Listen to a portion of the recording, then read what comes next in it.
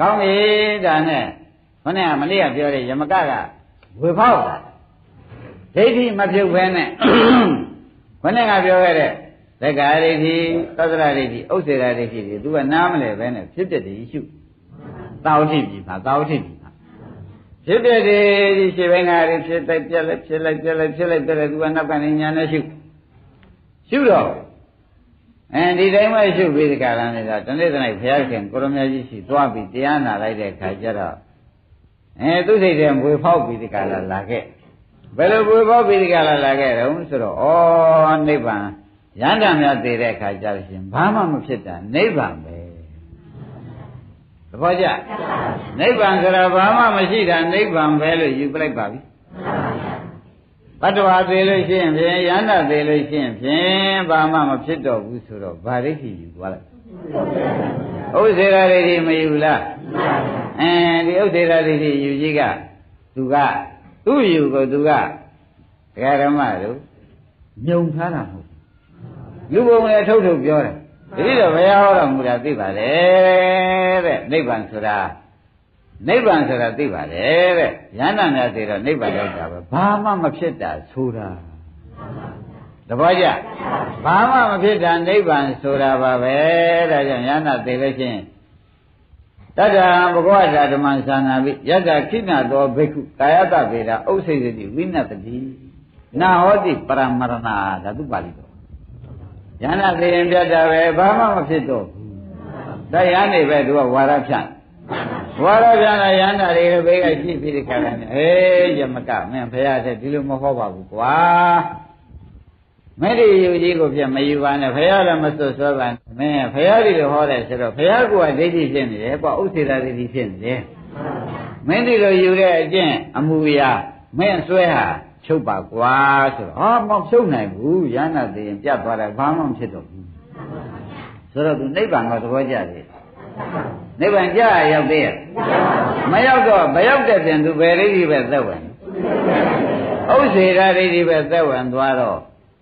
ဘုရားလည်းဘုရားဟောတာလည်းသူသိပါတယ်ဆိုတော့ဘုရားကဥစ္စေရဒိဋ္ဌိဟောလိုက်တဲ့ဒိဋ္ဌိပဲရောက်မရောက်ဘူးလားအဲဒီကလေးရောက်ပြီးဒီကလာသွားတဲ့အတွက်ဒကာဓမ္မတို့ဒီယံကိုဘေးကယံတွေကပြောကြ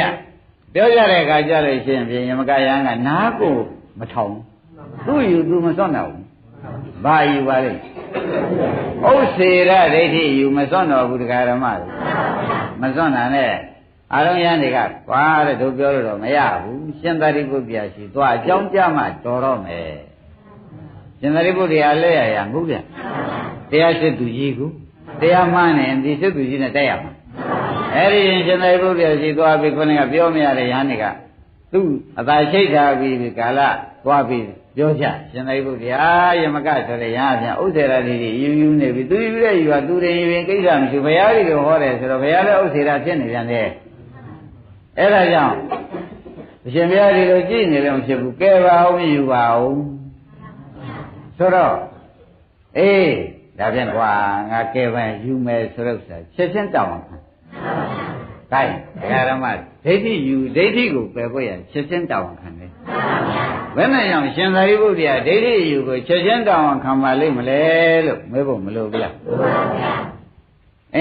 တရားဓမ္မတို့အမိဖများဒီကားလို့ဆိုလို့ရှိရင်သားတို့ဤဝေဒနာကရောက်ပြီးဒီကာလနေတာသာသမီးများဤဆင်းနေတာမြင်လို့ရှိရင်ဖြင့်ဘယ်နည်းနဲ့မဆိုဘူးမကယ်ခြင်းမယူခြင်းတဲ့စိတ်တော့မိဘထုံးစံပေါ်မယ်မဟုတ်ပါဘူးပေါ်ရမှာမဟုတ်လား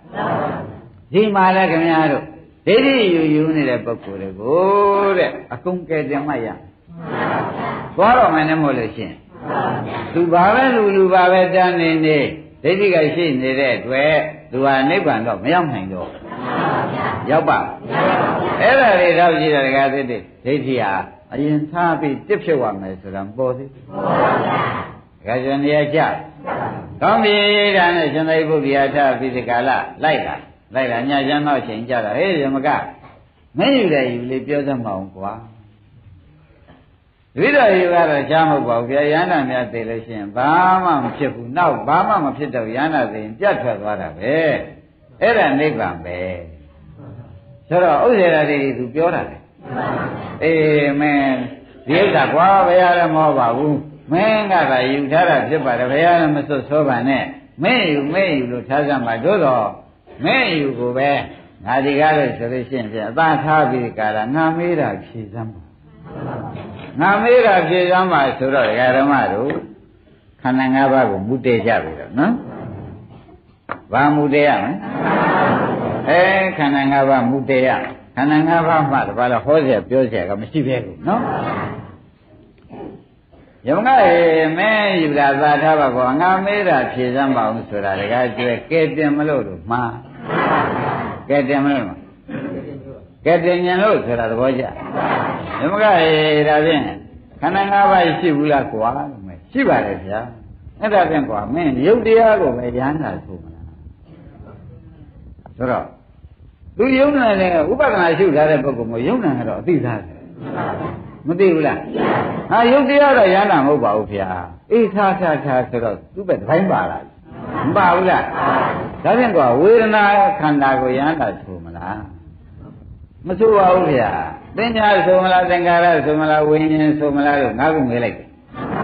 မဆိုပါဘူးဗျာဖြေလိုက်ရှင်သာရိပုတ္တရာသဘောကျဒါသူဟာတဲ့ဒီပုဂ္ဂိုလ်ဒီကားလို့ရှင်ခန္ဓာ၅ပါးတို့ဥပဒနာရှုထားတာသိကြတာပဲတဲ့ဒိဋ္ဌိမကွာဘဲနဲ့ရှုနေလို့လားသူကဒိဋ္ဌိဝင်လာတာကြည်စားအခုခန္ဓာ၅ပါးရှိတယ်လဲသူသိသားမသိဘူးလားဒိဋ္ဌိကကွာရလားခန္ဓာ၅ပါးလို့ပဲမှတ်တယ်ငါ့ကိုငါမဟုတ်ဘူးဆိုတဲ့အဖြုတ်ကမပါဘူးပါသေးရဲ့အဲ့ဒီကဲတော့မပါတဲ့တွေ့တခါကျရင်ဒိဋ္ဌိမပြုတ်ဘဲနဲ့ဖြစ်ဖြစ်ရှုနေတာတော့သဘောပါဒါနဲ့ပဲဓမ္မတို့ကဲကွာတဲ့ဒါဒီခန္ဓာ၅ပါးပဲရှိတယ်ဆိုတာမင်းပြောလို့ရှင်းတော့ပါပြီတဲ့ဒါမင်းမြင်းမှတ်ထားဓမ္မတွေကဘာရှိတယ်အဲ့ဒီခန္ဓာ၅ပါးတွေကကဲတဘာဝယုတ်တရားကိုဓမ္မတို့အဲ့ဒီယုတ်တရားကိုပဲယောက်ျားလို့ဆိုမလားမိန်းမလို့ဆိုကြမလားခင်ဗျားတို့မဆိုနိုင်ဒိဋ္ဌိပြုယုတ်တရားဘောဗျဝေဒနာကိုယောက်ျားမိန်းမဆိုကြမယ်ဆိုရင်ပါဆိုကြမယ်ဝေဒနာဆိုရုံပဲသဘောကျဒါဖြင့်ဒီတိုင်းသင်ညာဆိုသင်္ခါရဆိုစိတ်ကိုစိတ်လိုပဲဆိုရုံပဲတဲ့ပုဂ္ဂိုလ်တ attva လို့ဆိုလို့ရတယ်ဒီတိုင်းရဟနာပါရလားယမကလို့မေးပြန်တော့တယ်မပါပါဘူးအေးဒါမင်းမြတ်မှတ်တာယုတ်တရားနဲ့ရဟနာမပါဘူးဝေဒနာသင်ညာသင်္ခါရဝိညာဉ်သိသိတဲ့မာရဟနာမပါဘူးအေးဒါမင်းမြတ်မှတ်တာရှင်သာရိပုတ္တရာခြိထားခင်ဗျားတို့ကလည်းကိုယ့်ကိုယ်ခြိထားကြယုတ်တရားလည်းငါဘာမှလည်းဆိုပြီးရင်ပုတ်ပြီးပြမနေနဲ့ဦးသဘောကျလားအဲ့ဒါကြောင့်တရားဓမ္မတို့ယုတ်တရားပဲမှတ်ထားဖို့ပုဂ္ဂိုလ်တ attva ယန္တာပါရလားအဲ့ဒီတော့ခမည်းတော်ကယန္တာဖူးကျင်တာကလွန်နေတယ်ယန္တာမင်းများတွေ့ရဘယ်တော့မှကောင်းဘယ်ကယန္တာဖူးကျင်ဘူးလားဖူးကျင်တာပဲခမည်းလည်းယန္တာမပြုတ်ပြပါဘူးအဲကြောင့်ကြက်ကိစ္စကြီးဆရာသမားပြောတာတွေမှားလို့ဒါကတစ်ပြောနေတာဗလားနှစ်နောက်မှလောက်ရမှာဗလားဆိုတော့နှစ်ကြတော့မလုပ်ဖဲနေလို့မဖြစ်ဘူးအဲ့ဒါနဲ့ပဲဆက်ပြီးဒီကလာဒုတိယမေကွန်မေးပြန်ပါလေယမကမင်းယုတ်တရားလည်းရဟနာမဟုတ်ဘူးဝိညာဉ်တရားလည်းရဟနာမဟုတ်ဘူးဆိုတော့မင်းမှတ်တာသဘောကျပြီယုတ်တရားတွေမှာရဟနာရှိသလားလို့ဆက်မေးပြန်ဘယ်နဲ့ဖြေပါယုတ်တရားတွေဘယ်ရှိမလို့ဒီဟာဘုဒ္ဓေဆိုရှိတယ်ရဟနာပဲရှိမဝေဒနာတွေမှာရဟနာရှိသလားကျုပ်ထဲမှာဗရမ ्या ရှိသလားရှိတယ်လို့ထင်တယ်လို့ထင်နေမှာဆိုလို့မေးရတာစိတ်ဓာတ်ထဲမှာစိန်ရွှေရှိတယ်လို့ထင်တယ်လို့ထင်နေမှာဆိုလို့ယုတ်ထဲမှာရဟနာရှိတယ်လို့ထင်နေမှာဆိုလို့ယုတ်တရားထဲမှာရဟနာရှိရလားဝေဒနာထဲမှာကောင်းပြီစိတ်ထဲမှာနှစ်ချက်ရှိပြီနော်ရုပ်တစ်နံပါတ်ကရုပ်ကိုဉာဏ်ခေါ်နိုင်သလားလို့မေးလိုက်နှစ်နံပါတ်ကရုပ်တရားတွေမှာဉာဏ်ရှိပါသလားလို့မေးလိုက်သဘောကျကောင်းပြီဒါဖြင့်သုံးနံပါတ်မေးပြန်ကျန်တဲ့ကဒီရှင်သာရိပုတ္တရာကတက္ကရာရှုပ်နေတာလို့မှတ်ကြစမ်းပါပထမကပြန်ပြောပါမယ်ဒကာဓမ္မတို့ယုတ်တရားကိုရဟန္တာဆိုမလားဆိုတာတစ်နံပါတ်မေး ခန္ဓာ၅ပါးစလုံးမေးလိုက်ကြောနိနာမမေးကယုတ်တရားတွေမှာယန္တာရှိနေတယ်လို့မင်းယူသလားလို့မေးတယ်တပည့်ကြအမေးပဲတစ်ခုရှိတာတစ်ခုရှိသွားပြီနိနာမကဘာလို့ယုတ်ကိုယန္တာဆိုမလားနိနာမကယုတ်တရားတွေမှာယန္တာရှိသလားတပည့်ကြခင်ဗျားတို့ကလည်းမဟိုထည့်ရှိတယ်ပြောနေမှာဟုတ်လားခင်ဗျားတို့ရှိတာလေဘုန်းကြီးကဒါပြောချင်လို့ပြောတာမဟုတ်ဘူး။အော်လက်ပြလေးထွက်ပြေးတယ်လို့ပြောချင်ပြောနေတာ။ခင်ဗျားတို့ကအထဲမှာအသက်ကလေးရှိတယ်ပြောနေတာဗျ။လက်ပြလေးထွက်သွားပြီတဲ့ဒီကကိုကျိုးနေပြီ။ဆိုတော့ဒီထဲမှာအသက်ကလေးရှိနေတယ်ယူပြစ်တာ။ဒါကြောင့်ရှင်သေဘုရားမေးရရှာတာ။မမေးရဘူးလား။ဒါဖြင့်ယုတ်တရားထဲမှာရဟန္တာရှိသလားလို့မေးလိုက်။မရှိဘူးလို့ယမကပဲဖြေတယ်။ဒါရင်ပု္ပ္ပာဘယ်နှခုပြီးတော့သုံးခုမဲလေဦးမယ်တဲ့ယမကရုပ်တရားထဲမှာယန္တာမရှိဘူးဆိုလို့ရှိရင်ပဲယုံမှတစ်ပါးကိုမင်းကယန္တာထူမလားယုံမှတစ်ပါးဆိုတော့ဘာမှမရှိဘူးဝေဒနာမှတစ်ပါးဆိုတော့ဘာရှိသေးလဲခန္ဓာ၅ပါးတစ်ပါးယန္တာကိုရှိရတတိယမေကုံတော်သဘောကျယုံမှတစ်ပါးကိုယန္တာထူမလားလို့မေးလိုက်ပါလေအဲ့တော့ယမကဘယ်နဲ့ဖြေလဲခင်ဗျားတို့ယုံမှတစ်ပါးကိုတခါကျွဲဆိုမလားဝေဒနာမှတစ်ပါးကိုတခါကျွဲမဆိုနိုင်ဘူးသူစားကောင်းတော့ကောင်းလဲဆိုတော့ဝေဒနာပဲစားမကောင်းတော့မကောင်းဘူးဆိုတော့လည်းဝေဒနာအသင့်အင့်ရှိပါရဲ့ဆိုတာကိုအဲဒါပဲရှိတာပဲတခါကျွဲပါရဲ့လားကောင်းပြီဒါဖြင့်ဒကာဓမ္မတို့သုံးနာမမေကုံကိုရှင်း납ပါလားယုံမှတစ်ပါးကိုယန္တာဆိုရမလားဝေဒနာမှတစ်ပါးကိုသုံးဖြစ်သွားပြီဒါဖြင့်ယမကကြီးမင်းဟာမြဲမြဲမှတ်တာသူချီရသေးတာချီရသေးတာဘလောက်ချီအောင်တနာတော်မူတယ်ဆိုတာဒကာသစ်ဒကာကျွယ်တို့အနံရေးကြည့်တယ်နော်တနာတော်မေးချဒါလည်းဆက်ပြီးမေးပြန်တယ်ဒိဋ္ဌိပြုတ်တယ်ပြောင်းဖြုတ်နေတက္ကရာရောသဒ္ဒရာရောဥစ္စေရာဖြုတ်နေတာနော်ဒါဖြင့်ကွာတဲ့ရုပ်ဝေဒနာပညာသင်္ခါရဆိုတဲ့ဒီ၅ပါးပေါင်းထားတာကိုမင်းကယန္တာဆိုမလားမေးပြန်တယ်ဒါက၅ပါးပဲရှိတော့၅ပါးပဲဆိုရမှာပဲယန္တာမဟုတ်ပါဘူးဆို၅ပါးပေါင်းကိုယန္တာဆိုမလားဆိုပြန်တယ်ဘယ်နဲ့ဆိုကြကောင်းပြီဘယ်နှချက်ရှိသွားဒါဖြင့်ကွာတဲ့မင်း၅ချက်ပြအောင်တော့ငါမေးမယ်တဲ့ဒါဖြင့်ယုတ်လည်းမဟုတ်တာဝေဒနာလည်းမဟုတ်တာသင်ညာလည်းမဟုတ်တာခန္ဓာကောင်းကမဟုတ်တာကိုယန္တာဆိုမလားလို့မေးတယ်ဘယ်နှချက်ရှိတာခန္ဓာ၅ပါးမဟုတ်တာကိုယန္တာဆိုမလားလို့မေးလိုက်ပြန်တော့သူဘယ်နဲ့ဖြေဒီလိုလည်းမဟုတ်ပါဘူးဗျာလို့ဖြေလိုက်တော့ဩဒိဋ္ဌိရှင်းပြီရှင်းပြီဒကာဓမ္မရှင်းမလားဒီမင်းသားကြဘယ်သူမေးတာပါလဲရှင်သာရိပုတ္တရာကမေးတာတော့ယမကကိုမေးနေတာသဘောပါဒီလိုမေးပြီးတော့မှာဖြင့်ဒါဖြင့်ကွာတဲ့ကြမ်းချီဒကာဓမ္မမင်းပြောတဲ့စကားငါရှင်းစမ်းပါဦးယန္တာသေးလို့ရှိရင်ဘာမှမဖြစ်တော့ဘူးဘုရားဟောတော်မူတာငါသိပါရဲ့ယန္တာသေးရင်ဘာမှဖြစ်တော့ဘူးသေရီရှားမှလည်းဘာမှမဖြစ်တော့ဘူးဆိုတော့မင်းဘယ်နှုံးပါယန္တာပြောစမ်းပါဦးဒီတံပါကြဒါဗျာတဲ့ဒီတော့မသိခင်ကပြောတဲ့စကားပါဒိဋ္ဌိကိန်းနေတုန်းကပြောတဲ့စကားပါရိပ်မိမလားဘယ်တော့ကပြောတဲ့စကားပါပြောရုံနဲ့လားသူ့မှာတော့ခင်းနေတာနော်ဘုန်းကြီးတို့ဓမ္မတွေကတော့ပြောရုံနဲ့ပြောလို့အရေးမကြီးလာပါဘူးအချင်းတော့မလိုက်စီနဲ့သဘောပါဒါနဲ့ကဲဒိဋ္ဌိပြုတ်ပြီကွာသိပြီငါးချက်ဖြုတ်ချိုက်ရုပ်တရားကိုယန္တာဆိုမလားရုပ်ကြည့်ပြောတဲ့ဖြင့်ဝေဒနာသညာပါပြီလားနော်ရုပ်တရားကိုယန္တာဆိုမလားလို့မေးတယ်ရုပ်ထဲမှာယန္တာရှိသလားလို့မေးလိုက်တယ်သဘောကျလားရုပ်တရားမှာတခြားသောတရားကိုယန္တာဆိုမလားတို့မဟုတ်ရင်ခန္ဓာ၅ပါးအပေါင်းကိုယန္တာဆိုမလားငါခန္ဓာ၅ပါးမှာတပါးသောတရားရလည်းရှိသေးတယ်လားအဲ့ဒါယန္တာဆိုမလားလို့မေးပြန်ဆိုနိုင်ရဲ့ဒါဖြင့်ဒိဋ္ဌိကတ်တယ်သေးလားမကတ်တော့ဘူးတခါတည်းကာရီပြုတ်တော့သတ္တရာဥစေတာပြုတ်ထွက်သွားပြုတ်ဘူးလားဒိဋ္ဌိပြုတ်တဲ့ချိန်ကြတော့မှ gain ဥပဒနာရှုရတော့ခိုင်း ကြည်စမ်းတကားကျွဲဒိဋ္ဌိပြုတ်ပြီးမှခိုင်းဘယ်ချိန်မှခိုင်းမှာလဲဒိဋ္ဌိပြုတ်ပြီးတော့မှအခုပြောခဲ့တဲ့သက္ကာရိရှိတဲ့သတ္တရာဥစေတတွေပြုတ်ပြီးတော့မှဂိုင်းမင်းမေးကွာဆိုပြီးမင်းညာခန္ဓာလက်ကွာဆိုပြီးကြလား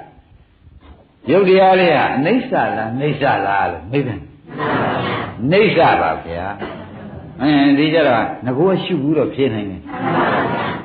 ဒိဋ္ဌိမပြုတ်လို့လားဒုက္ခမြောင်မှာတော့သတ္တရာဥစေတပဲလဲသွားတယ်ရှုလို့မရှုဘူးလို့ဒီပုဂ္ဂိုလ်မဆိုကြနဲ့နော်အခုမေးလိုက်တော့ရှင်သာရိပုတ္တရာယုတ်တရားအနိစ္စလားနှိစ္စလားလို့မေးလိုက်တော့သူဘယ်နဲ့ဖြေဝေဒနာတရားအနိစ္စလားနှိစ္စလားလို့မေးလိုက်ကြတယ်အနိစ္စလို့အကုန်ဖြေတယ်ဒီတော့ဒီလိုဘူးနေတယ်ဆိုတော့မသိကြဘူးလားကောင်းပြီကွာအဲ့ဒီအနိစ္စဖြစ်တဲ့တရားကိုယုတ်တရားတွေအနိစ္စလို့မင်းဖြေထားတယ်ကျင်းတော့အဲ့ဒီအနိစ္စဖြစ်တဲ့တရားဒုက္ခလို့ဆိုမလားဒုက္ခလို့ဆိုမလားလို့မေးပြန်ဘယ်လိုဖြေပါလဲဒုက္ခလို့ပဲဖြေပြန်တော့လူလုတ်ဖူးတယ်ဆိုတာသိကြမသိကြဘူးလားဒါဒီအနိစ္စဒုက္ခဖြစ်တဲ့တရားကွာတဲ့ဖောက်ပြန်တဲ့သဘောရှိသောကြောင့်ဟုတ်လားငါကောငါဥစ္စာလို့ဆိုနိုင်ရင်လားမဆိုနိုင်ဘူးလို့သူဒီလိုဒိဋ္ဌိခွာပြီးတော့မှဒီတရားဟောလိုက်မခန္ဓာလည်းညာစိုက်ပြီးဒီတိုင်းလို့လောက်လိုက်တော့ဒီမေးတွေလည်းကုံပါရောသူသောတာပန်တည်သဘောကျနေသာဒုက္ခအနတ္တတွေမေးလိုက်တဲ့အခါကျတော့သဏ္ဍမာနဒိဋ္ဌိကဆံရတွေပြုတ်မသွားဘူးလားအဲဒီမှာသူသောတာပန်တည်တော့မှသောတာပန်တည်မှနဲ့ရှင်သာရိပုတ္တရာသိသူ့ဟာသူလည်းသိနေသာမဝေမကရာဖုံမင်းနဲ့ဖုတ်ပြန်ချီမလို့မင်းငကိုယ်တော့ကရဟနာသေးလို့ရှိရင်ဘုရားဟောတော်မူတာငါသိပါရဲ့ရဟနာသေးလို့ရှိရင်ဖြင့်ဘာမှမဖြစ်တော့ဘူးသေးသေးရှားမှန်းနဲ့ဘာမှမဖြစ်တော့ဘူးဆိုတာမင်းအဲ့ဒါအခုဘယ်လိုစဉ်းစားမိတယ်လဲမေးတာဒီကောဒိဋ္ဌိနဲ့သူထင်နေတာမဟုတ်လားအခုတော့ပြင်ဗျာတဲ့တပည့်တော်အရှင်ဘုရားကြီးဟူသောအမိဘဆွေမင်းညာတကတဲ့ကျေးဇူးများတဲ့ကဲတင်တဲ့ပုဂ္ဂိုလ်ရည်သူတယောက်ကကဲတင်သောကြောင့်တပည့်တော်အဲ့ဒါမသိခင်တော့ကဒိဋ္ဌိမခွာခင်ကပြောတာပါဗျာသိချခေါ်လာသဘောကျဒိဋ္ဌိမခွာခင်တော့က